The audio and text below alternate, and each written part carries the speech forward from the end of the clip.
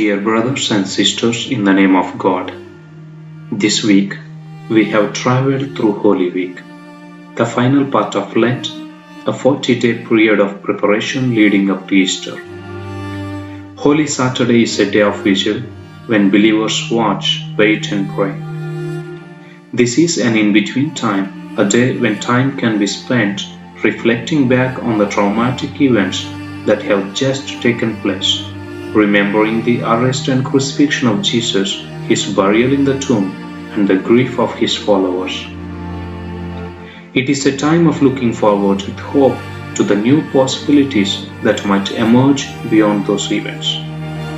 On Holy Saturday, the tradition offers us a moment to pause and reflect and wonder. In this time of grief and abandonment, how is God still at work? How is faith still being made evident? Back amongst the followers of Jesus, there was fear and grief. Jesus had been crucified and buried.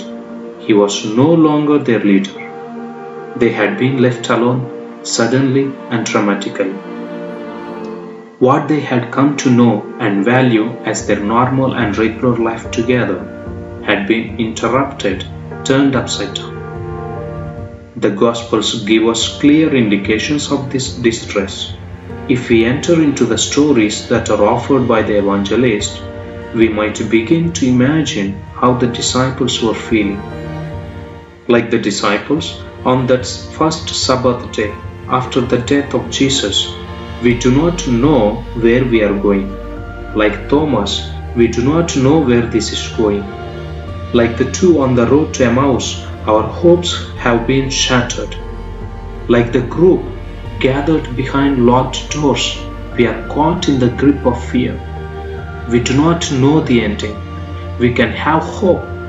We can pray, seek solace, look for comfort. But we do not know. We just do not know.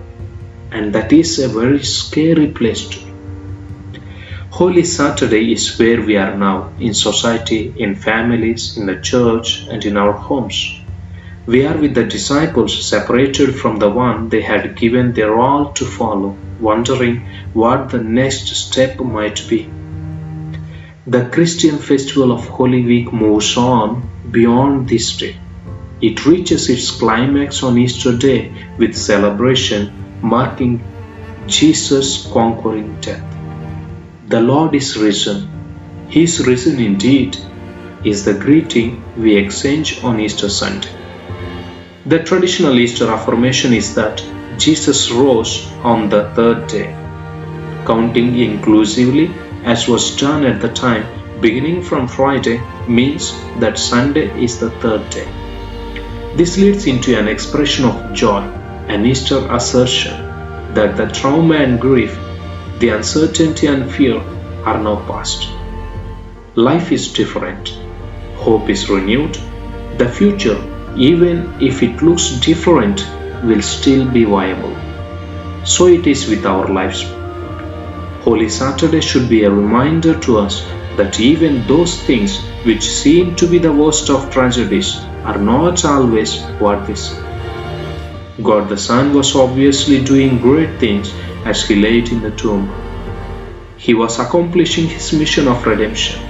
He was changing lives and pouring forth grace and mercy. The message of Holy Saturday is clear. It's a message of hope. Not hope in a worldly sense. Rather, it's the message of divine hope.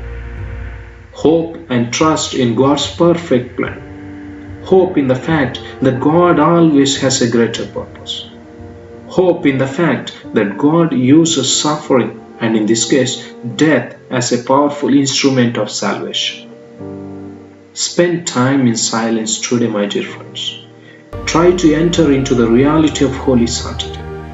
Let divine hope grow within you, knowing that Easter is soon to come. Pray with me.